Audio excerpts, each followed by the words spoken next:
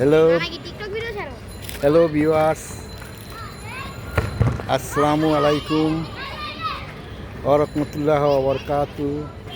আমি একটা বাফুফের মাঠের একটা ভিডিও করতেছি। বাফুফের মাঠ দীর্ঘ আর 3 মাস আগে সংস্কার করার কথা বলে মাঠের যত মাঠের দুর্ব আছে সব মাঠের সংস্কার করার কথা আছে, সব উলটপালট করে নিছে। এখন এই এলাকার ফলাফল আর খেলতে পারে না। বিগত 2 মাস পর্যন্ত খেলে নাই। বাবুরে পাইলে পারামু বাবুরে পাইলে বিগত 2 মাস পর্যন্ত বাবুরে পাইলে ভালো পারামু। ফলাফাইনে বিগত 2 মাস ঘরে বসে ছিল। এখন আর দেখে 2 মাস না আরো বেশি বাবু কইছে ঈদের পরে ঠিক করব। ওর মারে বাবাই ঠিক করে নাই। ওরা ওরা ওরা ঠিক করে না। আর ফলাফাইন আর ঘরে কতদিন বসে থাকবো।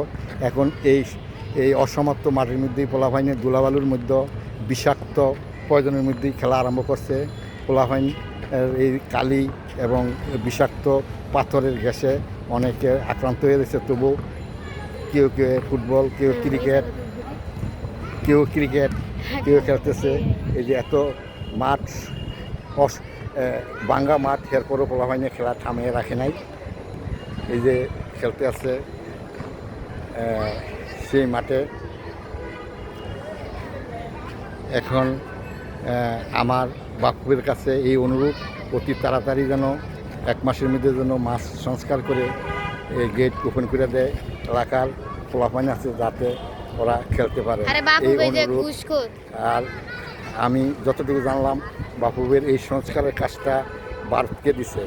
ভারত আমার বাংলাদেশের ভালো চায় না, তো ভারত দিছে। এটা মনে হয় আরও দেরি হবে। যদি আর 1 মাস দেরি হয়, এলাকার পোলাপান এবং ক্লাবের পোলাপান হয়তো অনশনে নামবে। এটাই মনে হয় বাস্তব।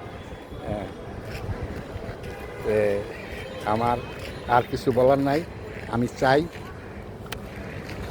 আমি চাই যেন অতি দ্রুত মাঠ সংস্কার হয়। এই বলি আমি বিদায় নিলাম। আসসালামু আলাইকুম।